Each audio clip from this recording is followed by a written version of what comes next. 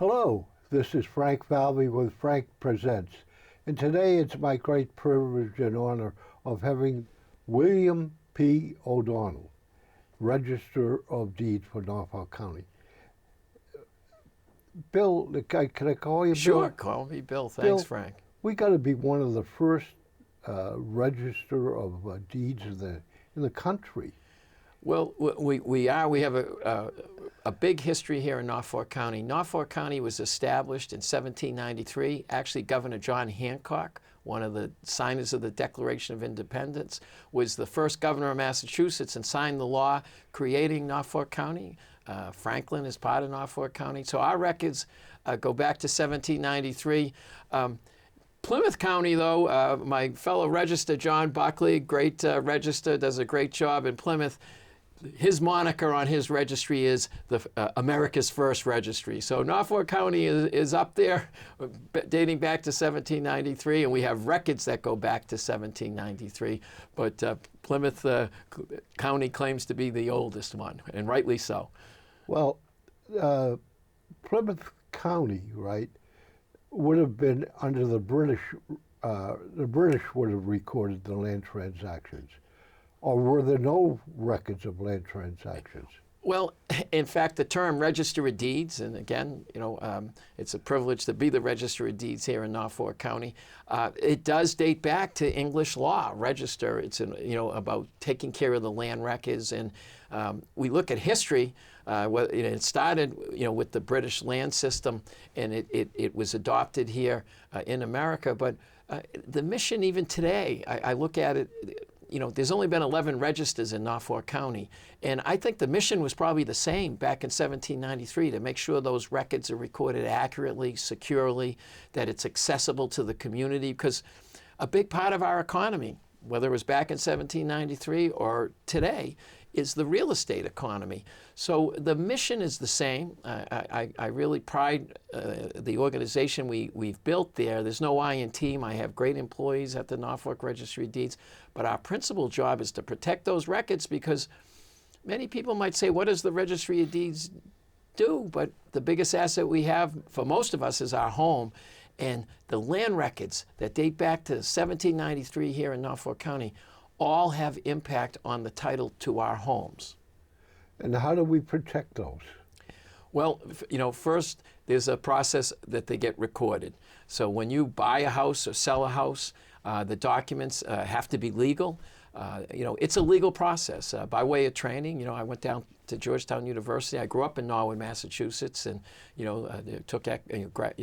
had a degree in economics and American government, and worked for Congressman Moakley for 3 years.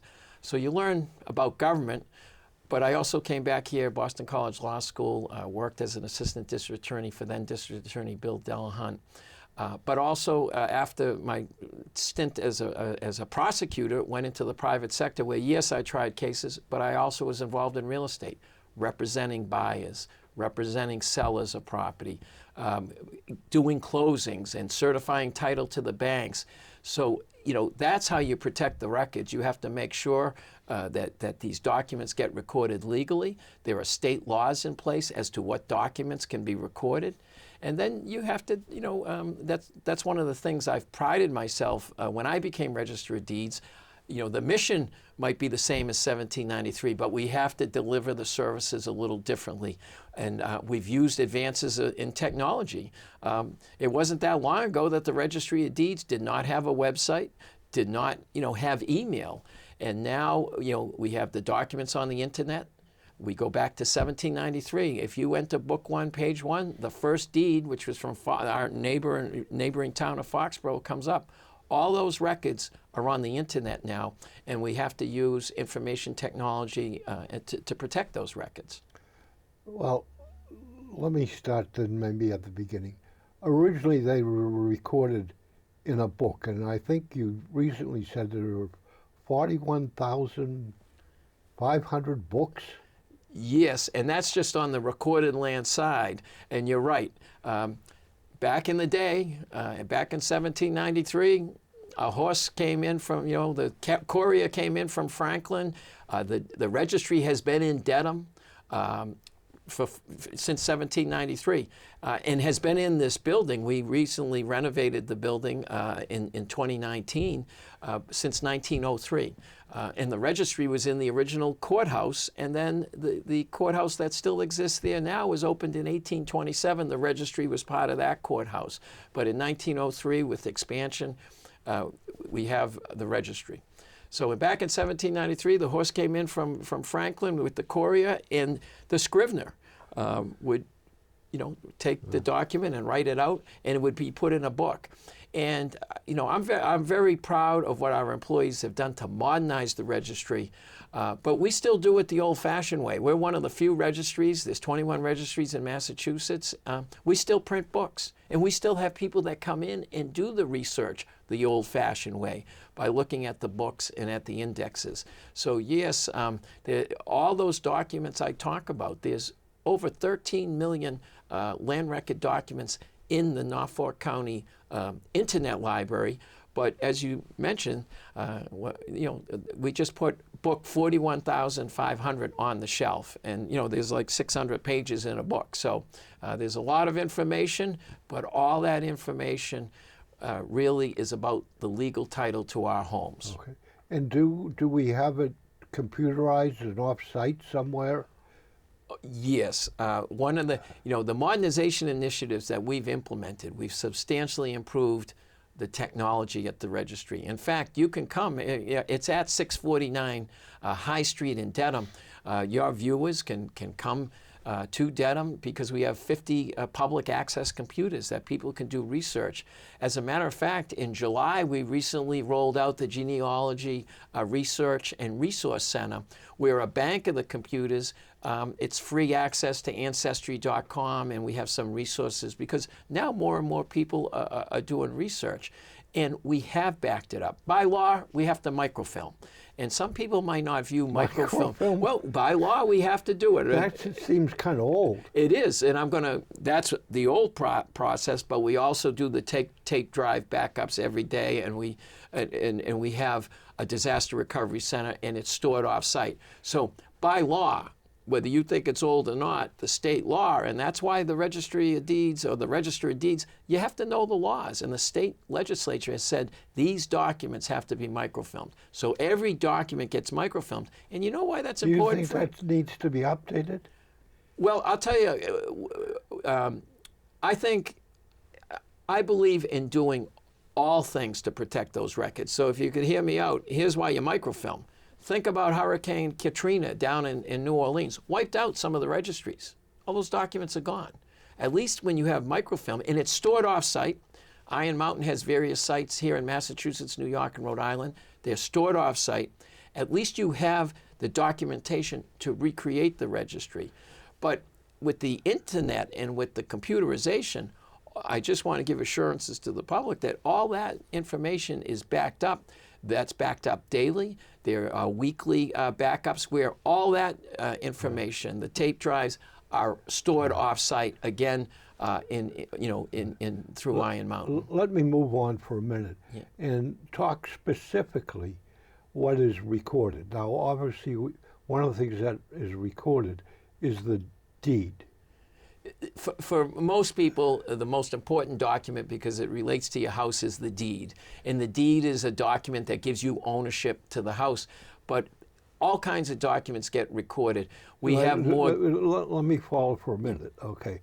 There's the deed, and then if there's a mortgage, the mortgage is recorded. Yes, mortgages. We all have to. I have 3 children. We all have to probably borrow money to buy the house, and then you have children. Maybe they're going to college. You borrow money to pay for college.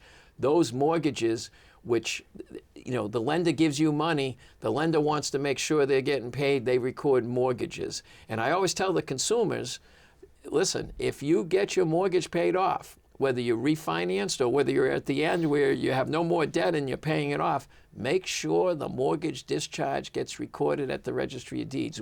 You can go to our website, www.norfolkdeeds.org, because yes, if you need a discharge, and that's a 1 or 2 page document that tells the world that your mortgage has been paid off, if there's great local community banks here in Franklin. You got Dean, you got all kinds of local banks you can go to and get your discharge. But sometimes the bigger banks have merged. So we have a document on our website, Where Has My Bank Gone?, which gives federal and state contact information so that if you need to get a mortgage discharge because it's not recorded at the Registry of Deeds, you have the ability to track down, where your bank went.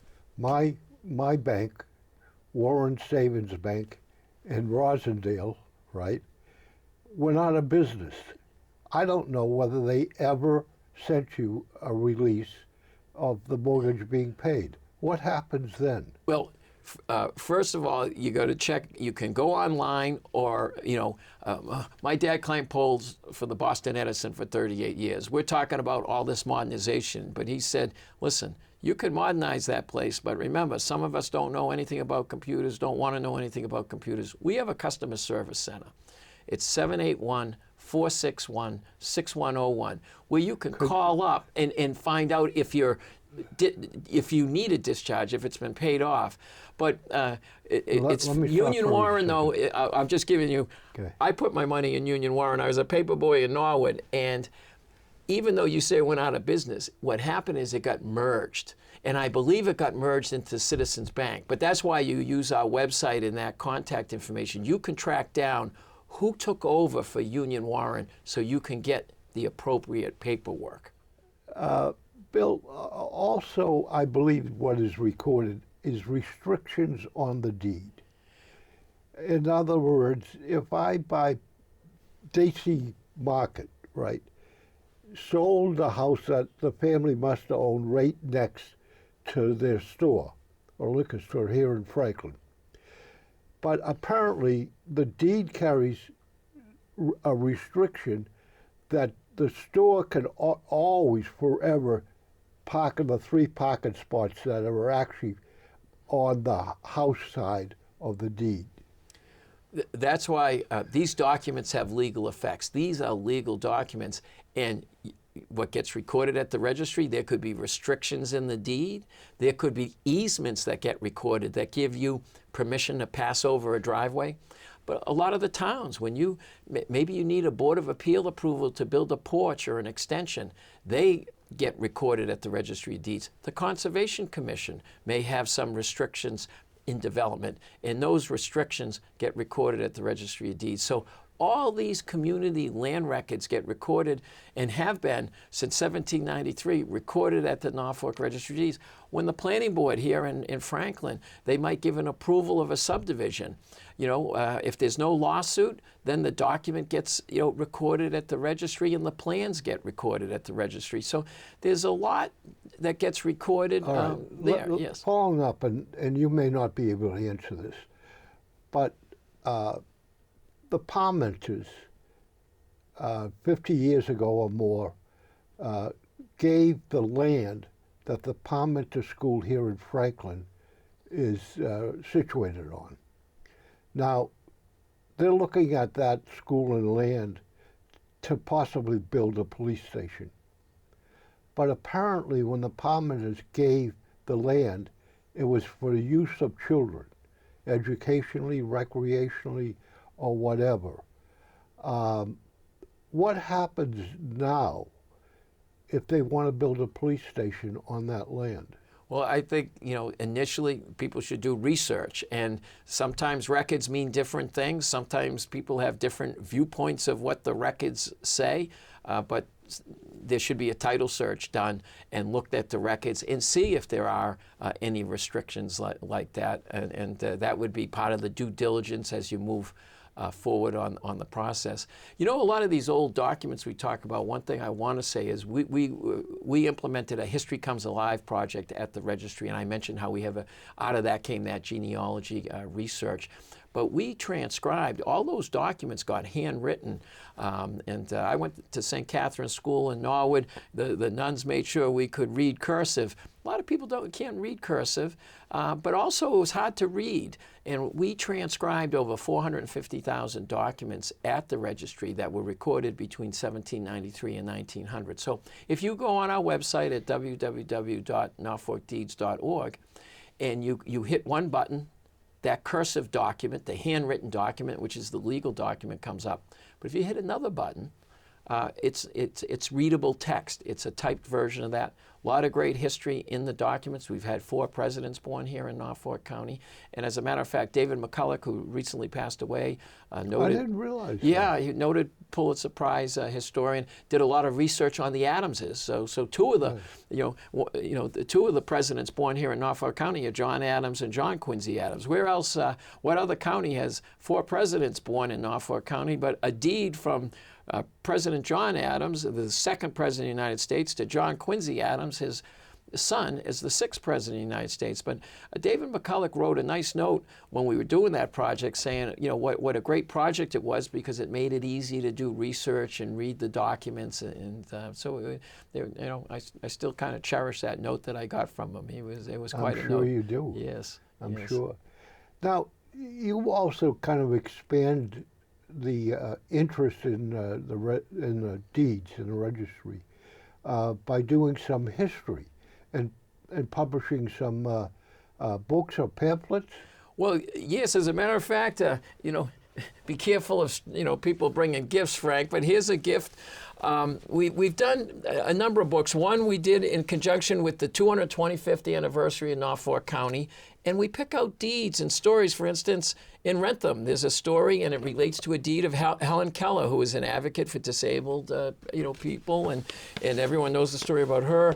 And then we mentioned, here's the picture, an old picture, 1903, when the registry started where it is now, and we renovated it. It's a beautiful structure, try to preserve the history. I love history there. It was a great project. So when we had the dedication, we did a book there. But the most recent book, in fact, the executives, the director of Veterans Affairs for Massachusetts came by and spoke. We did a book. It's called We Remember Our Veterans, and we should remember our veterans, and we do a history of the branches. You can see my son gave me this. He's in the Coast Guard. But we, again, tied it to deeds and great stories. So I have these books for you, Frank, but I think it's very interesting because I personally went out to take the picture of the house they grew up. You have Major General Marie Barrett and Brigadier General Paula Lodi, both sisters that grew up here in Franklin, and a brigadier general. So we have all kinds of stories. Some of them date back to the Revolutionary War. Others, through all our conflicts. But again, I thought that was a great story about Franklin. So these are the three books for you as well. Have you? I understand that churches in Franklin, in land, have interesting stories behind them. That I think the Catholic Church, before it was a Catholic Church, was another type of church. So I think there's some interesting. I know the Methodist Church goes back to I think 1873 or something. So the land in the Federated Church is federated because I think it was the Baptist Tower blew off the '38 hurricane. So there's really some fascinating stories, even around religious organizations, and at least 2 religious organizations use the old town hall, which is now the municipal building, and so there's. You're correct. You're correct. The stories around land is really fascinating. I can't believe that we have 2 brigadier generals that came out of here in Franklin. Great stories. As a matter of fact, I used to be a better runner. I ran the Falmouth Road Race, and I happened to meet Sunita Williams. She grew up in Needham. went to the Naval Academy. So they named a school after her. But she was an astronaut, and actually she's one of the astronauts that's up there now trying to get back. So she's also in the book. So a lot of great history. But we also try to make the registry relevant to the people in the here and now, because there's a lot of consumer issues. You mentioned earlier how we protect the records, and I think that's an important job. But the FBI says the fastest growing white collar crime is property and deed fraud. And what we've tried to do in 2015, we started a consumer notification service. And here's how it works. I've signed up, and my wife. I get an email anytime a William O'Donnell document gets recorded at the registry. Now, I get the email, I look it up. If you're not good at looking up emails, you can call our customer service center, but you have to sign up and get that email. There could be a time when I go to my wife and I say, wait a minute, we didn't sign this deed, or we didn't sign this equity line, and this is to our property. Now, we haven't prevented the fraud, but you can get on it right away. We have links to the law enforcement. So that's trying to make the registry, as much as I like history, relevant to what's going on, and why I think it's so important to make the registry relevant to what's going on. And that's why it's great getting out to programs like you. We've been to Franklin was great. The Franklin, town offices, we have office hours there. They let us use the council chambers, and there's 28 communities. We go out there and bring our computers, because now, as I mentioned, the whole reason we put all the information and use the internet was trying to bring the registry's records into people's homes and businesses. Yes, they can look it up from their home, but we go out into the community. So if you need a copy of your deed or a homestead, some people want to record a homestead. A homestead is a document by the state law that you can record that protects your principal residence. So people come to office hours and say, can you tell us a little bit about the homestead? And it's a 1 or 2 page document, and we're notaries. We can notarize it. We take the legal, the filing fee for that is, thank you, state legislators. They've tried to keep that fee low, $35, and you can get a homestead. And the homestead, I'm an attorney, and I know attorneys may have bad names. I was the president of the Norfolk County Bar Association, lots of attorneys, lots of opinions, but I bet you 9.9 out of 10 would tell homeowners they should record a homestead on their property. Now, particularly the Homestead Act is meant for seniors, and in the sense that it protects the home from creditors. Am I summarizing that correct? I would actually say it's meant for everybody. If I'm lucky enough, and I wasn't, at 18 to own a house, as long as that house is your principal residence, it doesn't matter what age you are. If you're 18, you can put a homestead on. But you're correct. The state legislature defines elderly as 62 and above, and there's a separate homestead if you're 62 and above. But I think the point I'm trying to make to your viewers out there and to everybody is, if you own a piece of property and it's your principal residence, then you should record a homestead. And you may have recorded a homestead, on your beautiful house here in Franklin, and then you downsized, you sold it.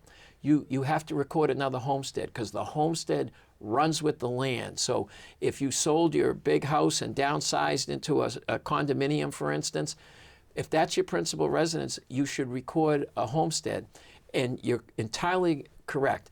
What the homestead does is protect against creditors. They cannot force the sale of your house to satisfy a piece of property. The best example I give is, most people drive, and you might think you have a lot of insurance on your car, $100,000, and you hit somebody and it's a serious case and there's a $500,000 worth of injury.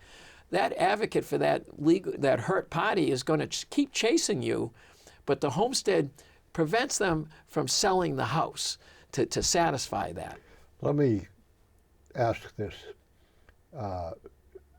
Jeffrey discovered a number of years ago that towns, if your real estate tax isn't paid, and then say it isn't paid for 3 years or something, that towns, if you say owe $5,000 in real estate taxes and haven't paid it, they can go and sell that property, and the money goes back to the town.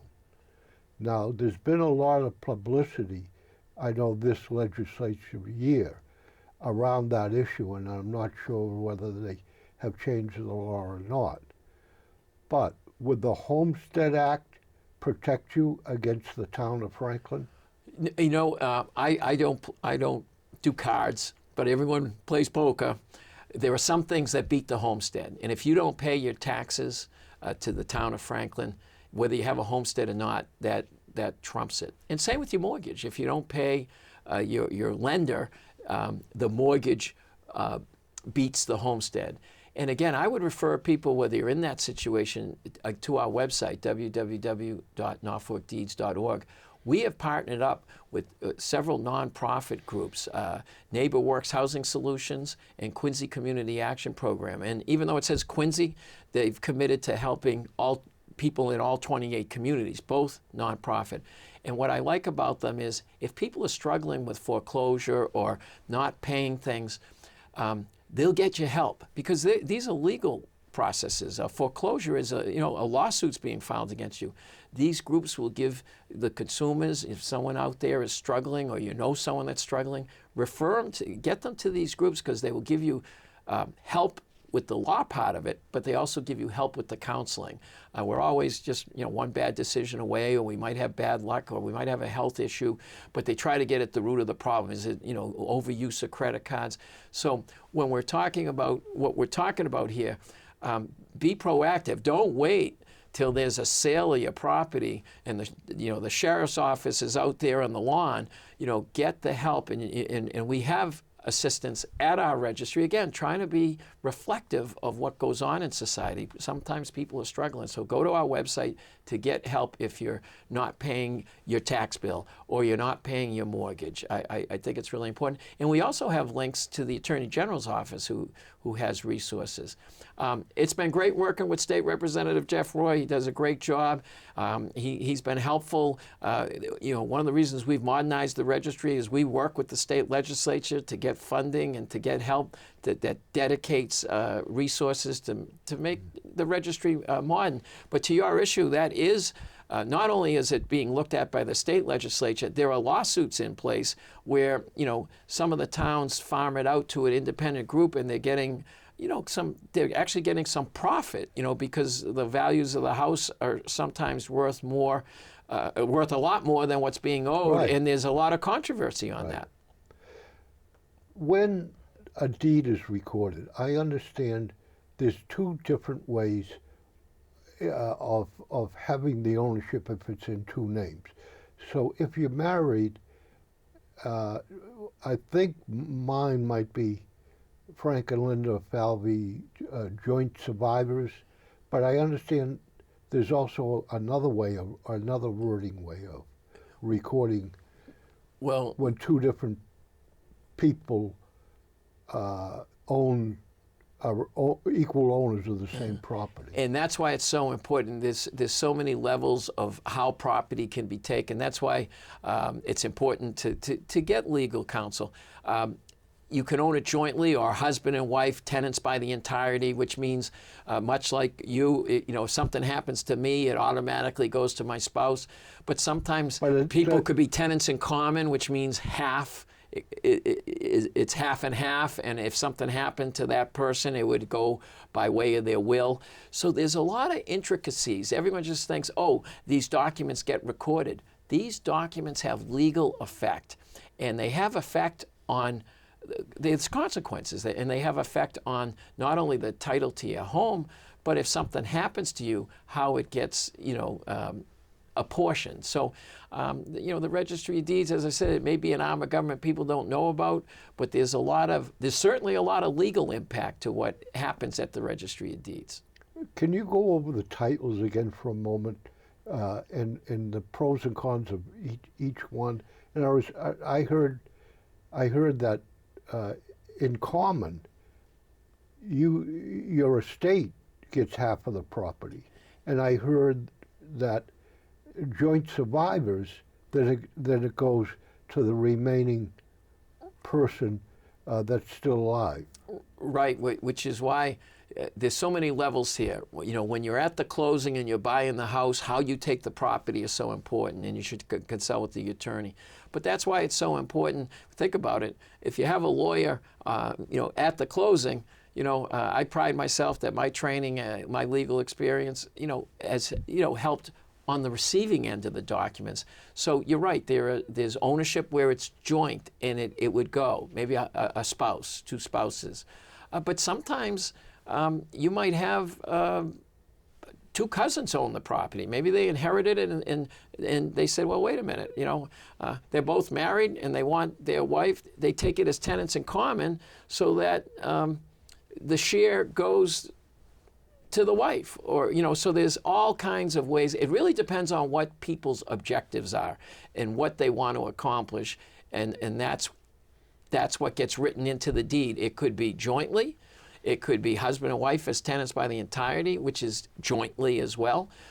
It could be, you might have, it was an investment property, even amongst family members, and they say, well, we don't want it jointly. I want, you know, we got a deal, a third, a third, a third. We're going to do it as tenants in common. So if something happens to my third, it goes to my way. You know, in the middle partner, the third goes the way they want it. And so there's all kinds of consequence to these legal documents. You know, maybe a good suggestion would be to put out, before people got married, for the registry to have a pre-marriage or pre-home buying session for them either to watch over the computer or to actually go and talk to someone at the registry about the implications and what they ought to know about buying property and you know, what we've discussed. Well, I mentioned that, you know, I was at Georgetown University for 3 years, had a great experience working for Congressman Moakley. Yeah. And, you know, when we do our office hours, we are out in the community. We've been at senior centers. We've been at historical societies. We go to office hours at the town halls. People come by and we try to answer these questions. And I would direct people to our website. We have information on our website for first-time home buyers. And that's not just young people. Sometimes people bought a house 30 years ago and now they're selling a house. They might want to go to our website to kind of refresh what the process is about. And we have terminology and words out there, you know, like, you know, what a mortgage is and things of that sort, what a mortgage discharge is. And so we try to, you know, put information out there, but yes, you know, certainly we always can do a better job, and, you know, a good point. Do you explain to me, when you sell property, you pay, I don't know whether it's the person selling or the person buying the property, has to pay a fee, right, for the sale. Is that related to the deeds? Yes, it's called the deeds excise tax. And that's why, again, I think it's important. I pride myself on being a good administrator. These are required by statute. So as Register of Deeds, the state legislature passes these laws, and I have to make sure that when revenues get collected, they go a certain way.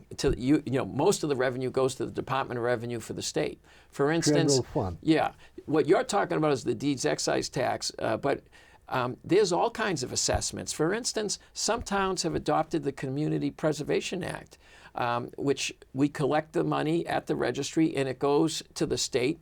And if a town, and I think 21 out of the 28 communities in Norfolk County have adopted the Community Preservation Act, they can apply and get monies back for their Community Preservation Act projects, which deal with open space or renovation or housing, historical preservation. But you talked about deeds excise. It's $4.56 per $1,000 a sale price. One year, the year during COVID, we collected over $84 million worth of deeds excise. So as register, that's a big responsibility. I pride myself that, the people have elected me. It's a fiduciary duty. So we have to account for that money. But that money that gets collected for deeds excise, it goes to the state, but that comes back to your communities in the form of state and local aid, maybe reimbursements for building the school. General fund, which can be used for state social county- service programs, Right. things of that sort. It's not restricted in any way. No, but that's why it's so important. There are fees that get collected. For instance, the Community Preservation Act, there's an assessment on each, on the documents. That's specific. That goes to the Department of Revenue specifically for Community Preservation Act. But the deeds excise, you're right, goes in.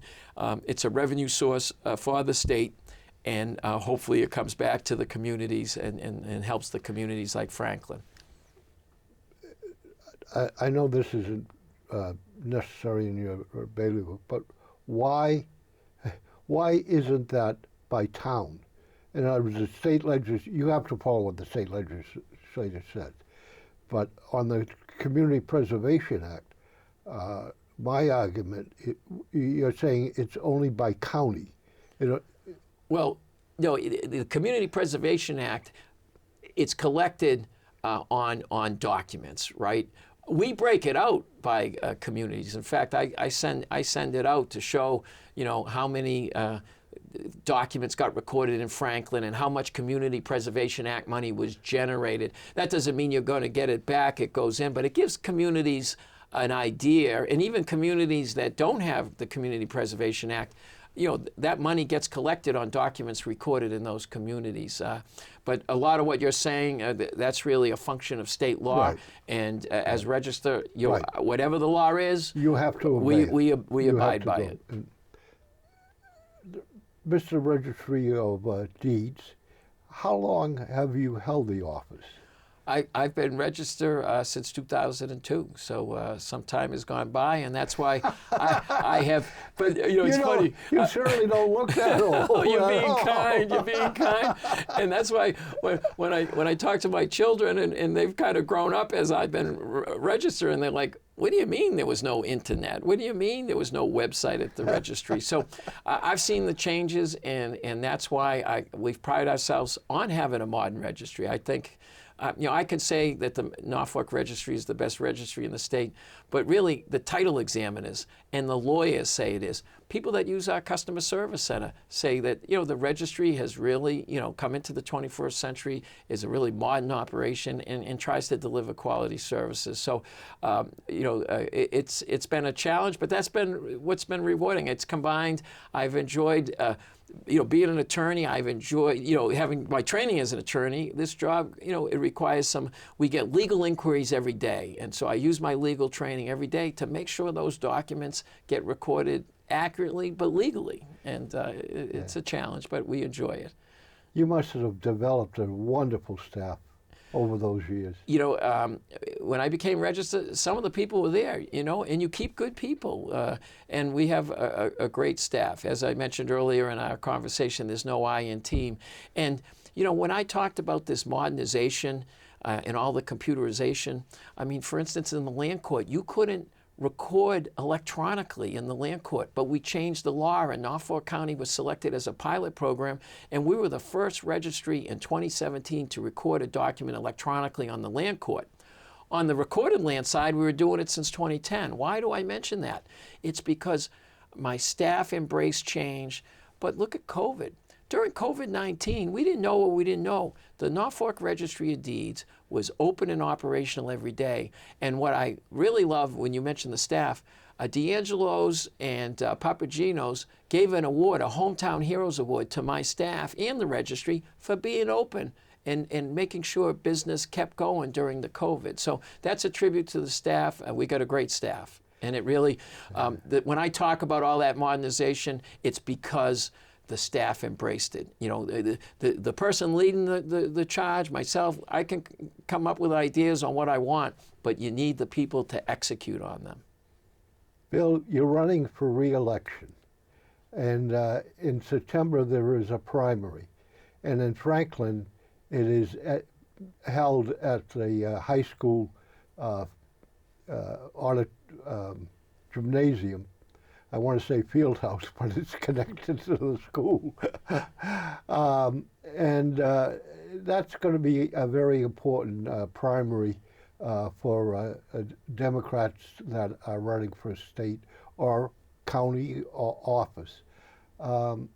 You seem to have done an outstanding job, and seem to be thrilled to want to continue in that position. Well, I enjoy it, and yes, it's an elected position, but this is America. We live in a democracy. It's been a privilege, really. It's been a privilege to be registered of deeds, and we want to continue the privilege. But I just go out there and just do the job, and that's what my staff and I have been doing for years. We've been doing the job. We've modernized the registry. The records are accessible. We try to make the registry records as secure as possible, and we've taken steps to go out to the consumer, make the registry relevant to the consumer. And so what I'm hoping for is people with maybe they don't know much about what the registry does, but it's an important position in the sense that the biggest asset most of us have is our home. And that home is your biggest asset. And these records are legal documents, so I think my training as an attorney is helpful. You need to be a good administrator. You try to work with people when you can work with people. And sometimes, anything I've done is register. I've always tried to exercise my judgment independently. But really, it's the taxpayer. Anything I've done has been on the basis of making sure I have to answer to the voters, to the residents, to the taxpayers. And that's what I've tried to do as register, and hope that people can see that and at least consider me when it's the day after Labor Day, September 3rd. So it's coming up, and just appreciate their consideration and hopefully their vote and support. Anyone wants to send me a birthday card, that's my birthday. Thank you, Bill. Thanks. They're holding an election in honor of you, Frank. Thank you. Thank you.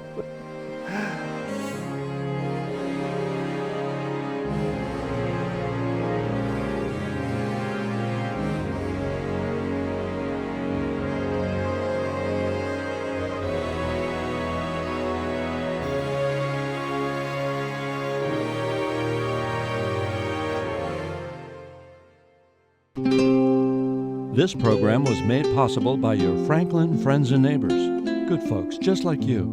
Thanks for supporting Franklin TV. And thanks for watching.